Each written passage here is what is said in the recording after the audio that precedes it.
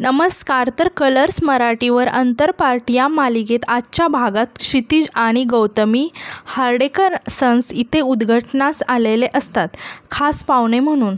तेव्हा क्षितिजचा मित्र त्या दोघांचं स्वागत करतो. क्षितिजला आणि वैदेहीला तो त्याच्या फॅमिलीशी ओळख करून देतो आणि तो सांगतो, खरं तर राजाराम साळवे यांचा कोकणचा मेवा हा बिझनेस मी स्वतः बघितला आहे.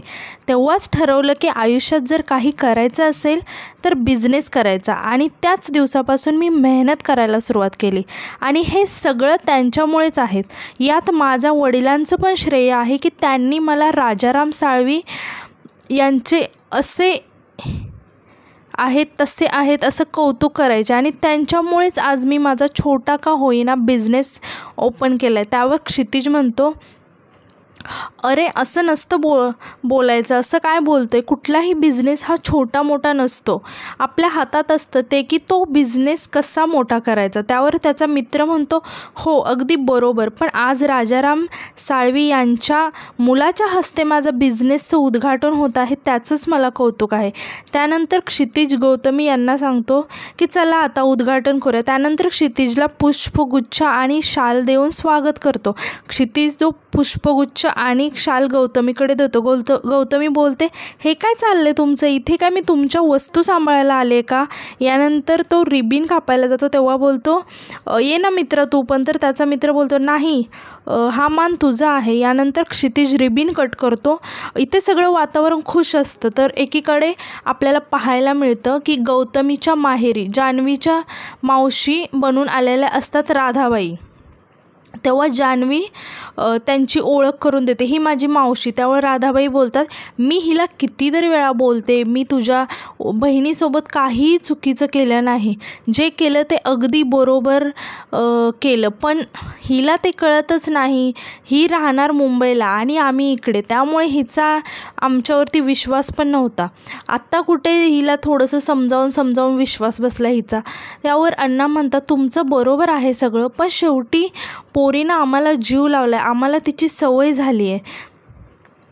गौतमीची आई असं पाठवायला आमच्या जीवावर येते असं बोलते. काही झालं तरी तिला त्रास होता कामा नये.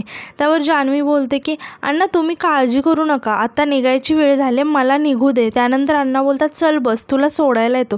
तर जान्हवी बोलते, अहो अण्णा कशाला, काही गरज नाही, मी स्वतः जाईल, तुम्ही कशाला काळजी करता. त्यावर अण्णा म्हणतात, कोणत्या बापाला आपल्या पोरीला सोडायला जायला त्रास होईल. त्यावर जान्हवी म्हणते, असं काही नाही हो अण्णा, गैरसमज नका करून घेऊ, मला पण माहीत आहे तुम्ही सगळं व्यवस्थितच करणार.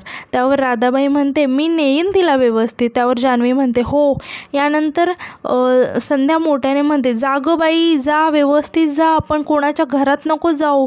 यावर राधाबाईला खूप राग येतो आणि राधाबाई ओरडून बोलते, ए तू कोणाबद्दल बोलते, तू तिला ओळखते का?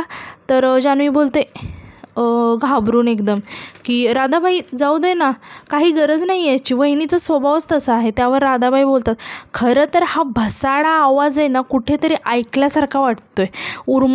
असल्या उर्मट बाईच्या तर 2-3 कानाखाली द्याव्याशा वाटत आहेत. सगळं इकडे हसत असतं. त्यावेळी संध्या बोलते, जास्त बोलू नका नाहीतर तुमचा पत्ता कट करेल, या घरात यायचं बंद करेल. तेव्हा जान्हवी बोलते, चला तुम्ही काळजी करू नका, मी येत जात राहील इथे. मग संध्या म्हणते, कशाला आता?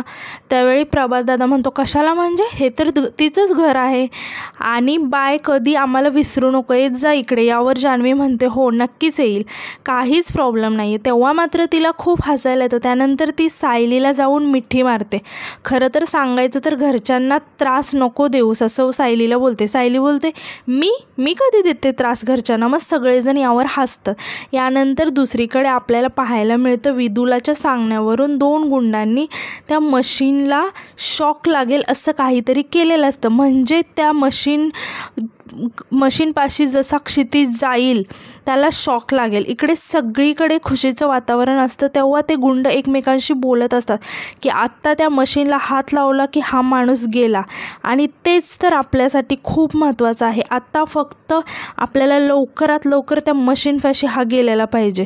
यानंतर आपल्याला पाहायला मिळतं की क्षितिज आणि गौतमी भांडत असतात. तेव्हा क्षितिज चा मित्र उद्घाटनास चलण्यासाठी त्यांना सांगतो, पण नारळ मात्र सापडत नाही. त्यावर गौतमी क्षितिजची खिल्ली उडवते, बोलते, अरे वा, प्रमुख पाहुणे आलेत आणि नारळच नाही, कमालच आहे ना. त्यावर क्षितिज म्हणतो, काय दात काढत हसते, हे सगळं ना तुझ्यामुळे झालं आहे, मला किती कामं आहेत बघ. त्यावर गौतमी बोलते, हो का, माझ्यामुळे का, तुमचं तुम्ही बघा, असं म्हणून ती रागाने तिथून निघून जाते. त्यानंतर त्या गुंडांनी विदुलाला फोन केलेला असतो आणि ते तिच्याशी बोलत असतात की तुम्हाला काळजी करायची काही गरज नाही, आम्ही सगळं व्यवस्थित केलेलं आहे, आता तो क्षितिज मरणार. हे सगळं गौतमीने ऐकलेलं असतं. हे ऐकून तिला मोठा धक्का बसतो. तेव्हा गौतमी खूपच घाबरते, काय करावं काही तिला कळत नाही. ती तशीच घाबरत घाबरत क्षितिजकडे जायला निघते. क्षितिज ती मशीन चालूच करत असतो. तेव्हा गौतमी ती मशीन बंद करते. क्षितिज तर तेव्हा बाजूला पडतो, मात्र गौतमीचा हात त्या मशीनला लागलेला असतो आणि गौतमी तिथेच कोसळते. तेव्हा सगळे घाबरतात आणि स्विच बंद करा, स्विच बंद करा असं बोलतात. इथे जान्हवी आणि राधाबाई निघालेल्या असतात. तेव्हा राधाबाई जान्हवीला म्हणतात, काय हे जान्हवी, अशा माणसांसोबत तुला संबंध ठेवायची काय गरज आहे काय. यावर जान्हवी बोलते की काय आहे ना राधाबाई, या माणसांमध्ये जे प्रेम आहे ना ते तुमच्यामध्ये नाही आहे आणि खरं तर ही माणसं खूप प्रेमळ आहेत. यांनी मला जे 4 दिवसामध्ये माया लावली आहे ना, ती माया तुम्ही कधीही कुणीही लावू शकत नाही. अगदी आईबाबांसारखे आहेत ते. आणि हो, जर मी डॅडला सांगू शकते तरी तुला पण सांगते, जर त्या माणसांबद्दल काय बोलली तर मी खपवून घेणार नाही. तेवढ्याच समोरून बळीराम तावडे गाडीतून उतरतात. त्यांची एंट्री एकदम स्टाईलमध्ये होते. जान्हवी चांगलीच घाबरलेली असते. बळीराम तावडे जान्हवीजवळ येतो आणि तिला जान्हवी बाळा म्हणून जवळ घेतो. त्यावर जान्हवी काही उत्तर देत नाहीत.